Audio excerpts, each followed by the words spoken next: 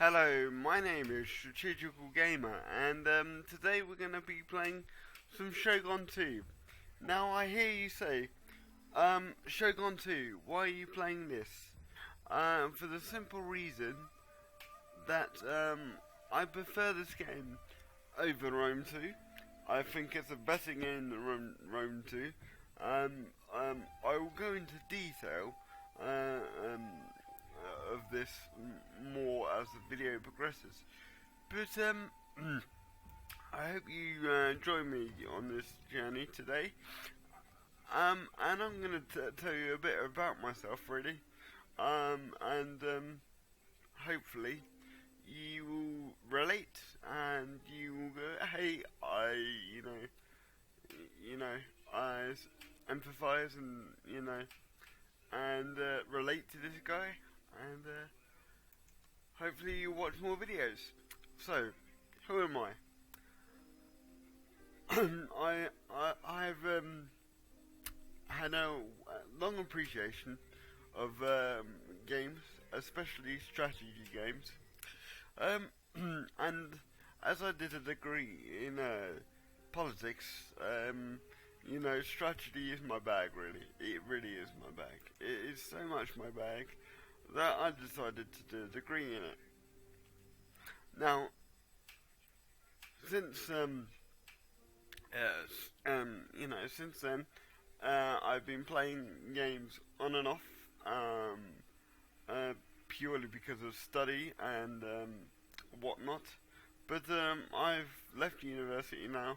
I've managed to get myself a decent PC, and I just wanted to basically,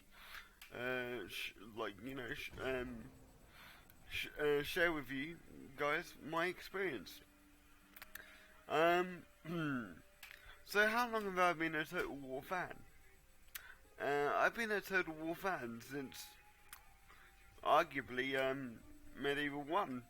Now, if you know the back catalogue, you know that Creative Assembly first came out with Shogun, Total War. I forget the year, and then Medieval Total War. So I've been a fan since the second game. 1545. I'm going to skip the cutscene because I'm sure you've already seen it. Yeah, so I've been a fan since the second game, and I've seen the game go through various iterations, and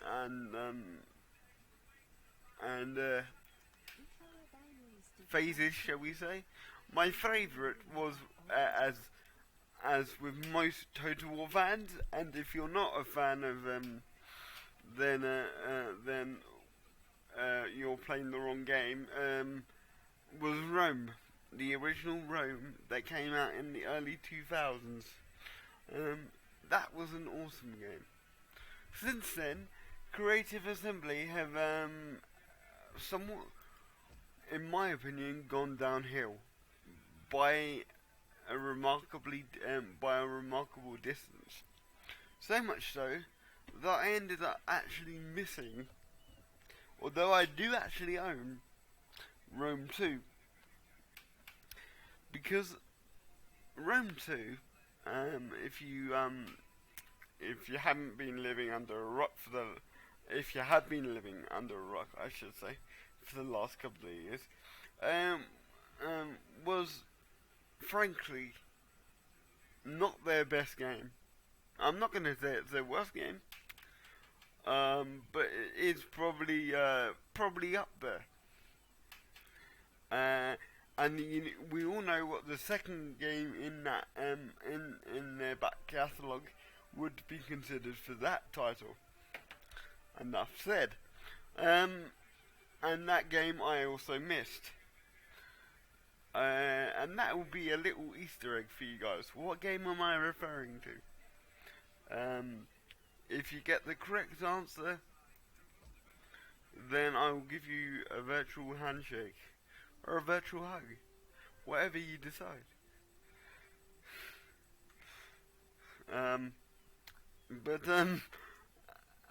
enough of that silliness now.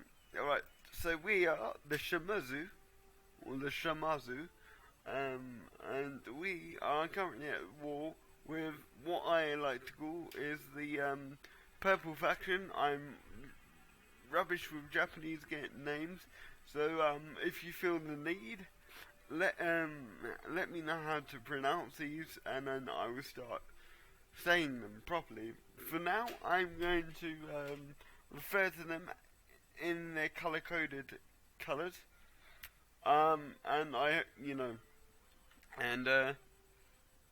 and also a little disclaimer here. I'm in fact disabled, so it's going to, by definition, take me a bit longer to I've just realised what I've done. What an idiot I've been.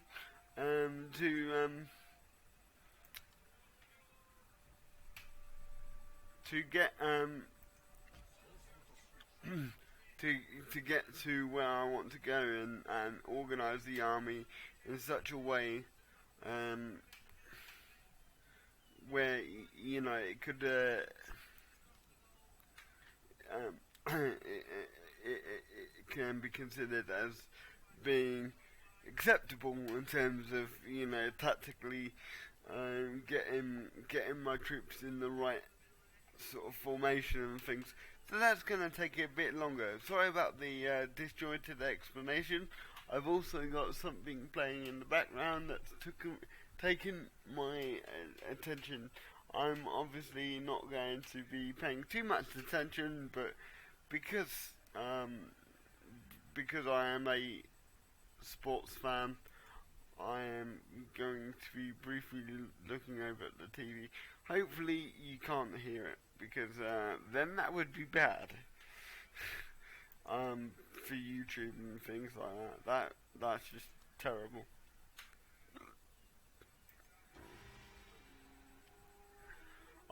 So with that long introduction out of the way, finally, get rid of you. Get rid of you. I actually forgot to do that. Master of the Arts.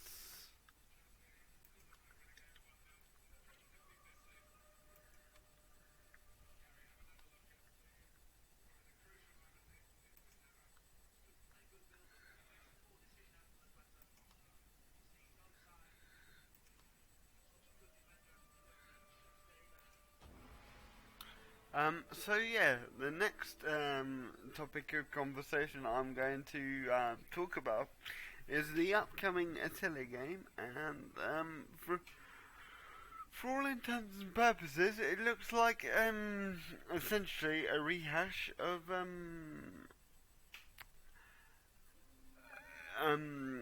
barbarian invasion. Now, I hope it's not. Although that was a good game, so I don't mind basically a rehash of that game. But I hope it's going to add a bit more historical context to certain things, because that's what I liked about especially Rome. It put you in a situation where you didn't need to know the history of the game, or you didn't need to know the real life history, I should say, and to beat the game. You can just go and build your empire and have fun. But it gave you the opportunity to read these little nuggets of information that I personally really enjoyed reading, and actually gave me an incentive to go and find out more. I don't know how it was for you guys, but again, please let me know in the comments. And was it the same for you guys?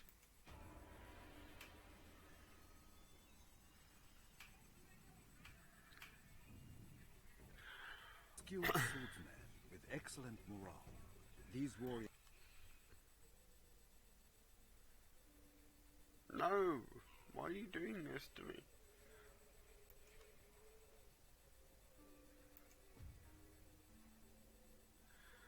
you need to know the strategy of attack. Ba ba ba ba.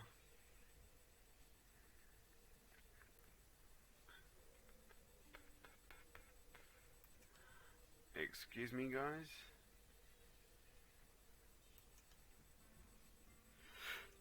Diddly dee diddly dee diddly dee.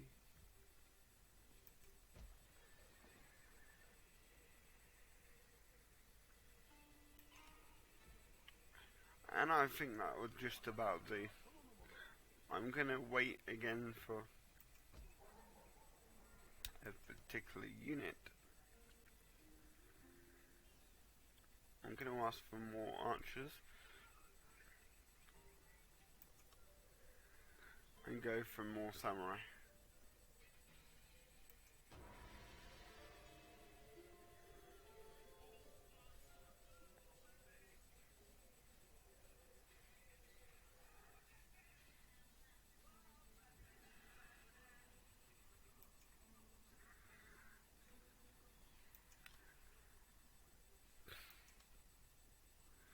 Again, I apologize for not talking that much. I'm just trying to figure out what I'm going to do next.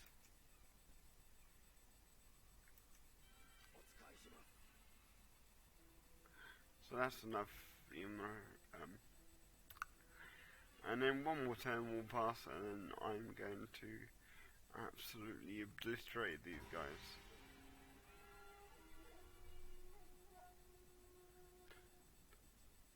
Ba ba ba. What's happened over there?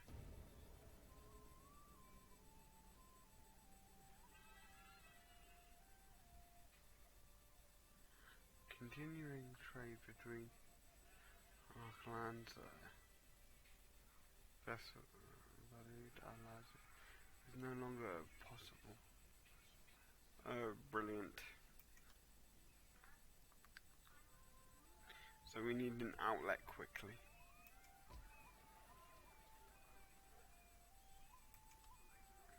Okay. So that's, I know that's a pretty stacked army. It's that for a reason, to be honest.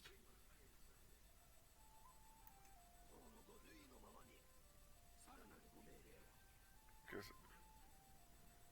that guy is around the corner. And I'm actually going to play this because I don't really want to lose that many men, so let's continue. No drop-in. I don't know why that does drop-in.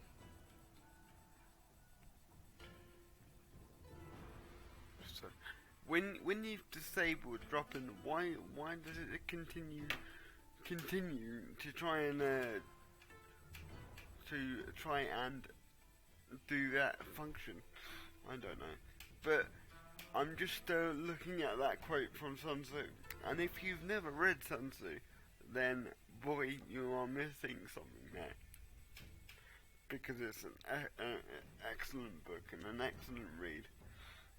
I highly recommend it. I've actually just finished reading it, if you would like to know. And I'm not going to bother grouping my army at this point because it's a pretty hazy day. Because it's such an easy battle to actually do. And if I lose this, then I should basically just not bother playing this.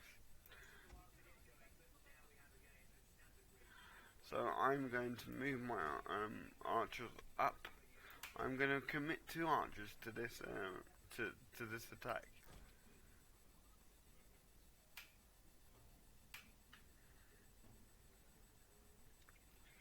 And 1 spear person.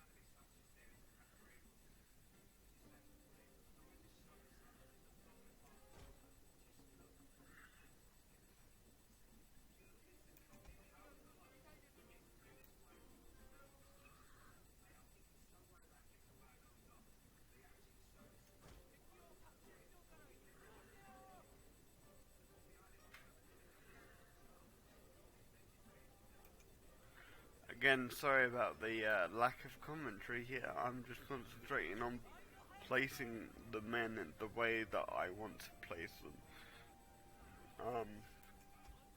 And for that to really,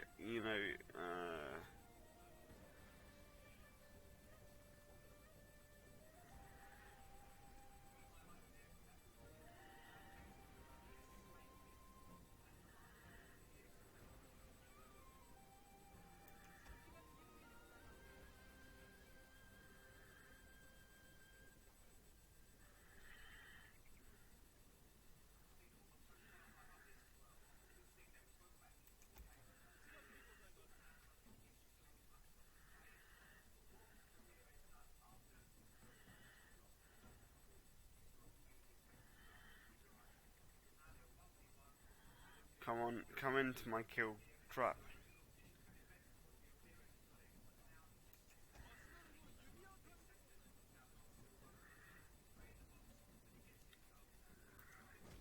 Come into my kill radius.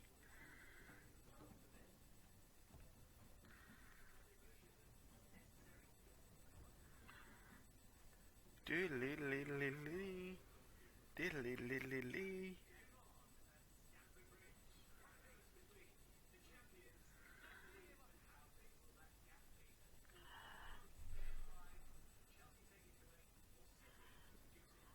Oh, why are you trolling me at this point?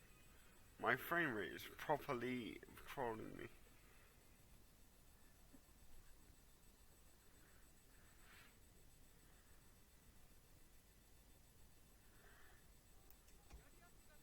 I now know you're probably going to be going, oh my god, he's just literally forming his men up in such a way that, they're going to get slaughtered, and why is he taking so long? The reason being is, I don't really want to fall into a trap.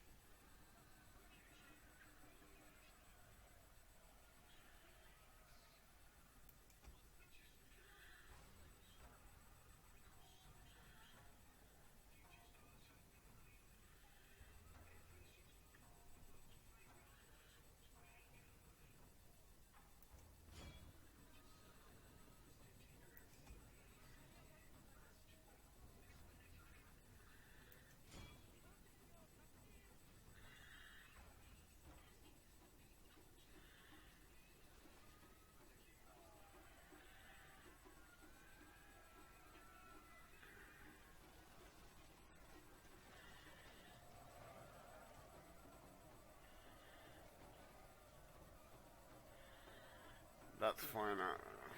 I don't mind losing a couple of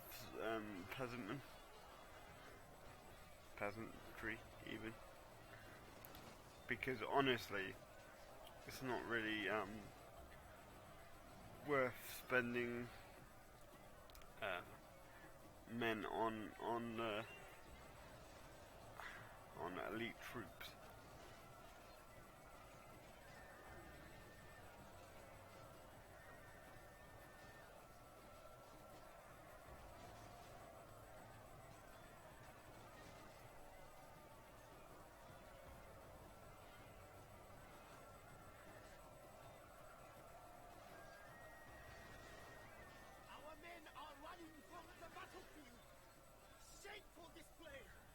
That's fine. Again, I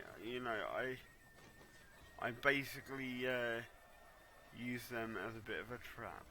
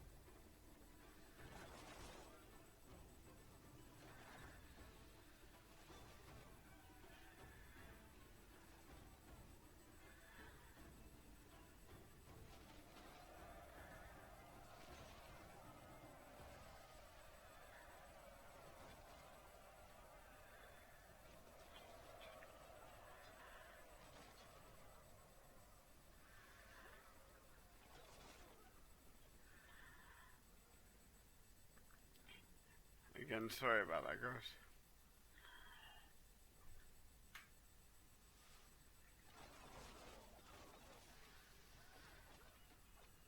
I'm just using these as a bit of a scapegoat to draw them out and in.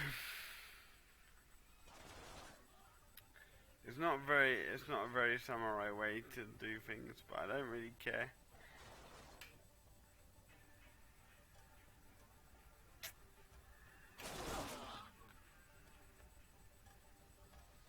Just two lone fucking samurai.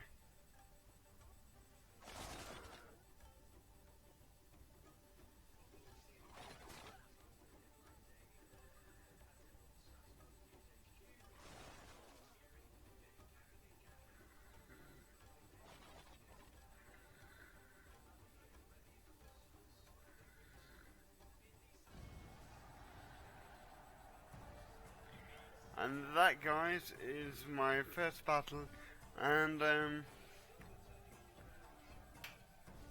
hope you've enjoyed this first battle. I know it's been a bit of a boring one, but stick around for more, and I will be actually doing some Attila gameplay when it comes out. Oh my god, I actually lost so much more than I actually wanted to.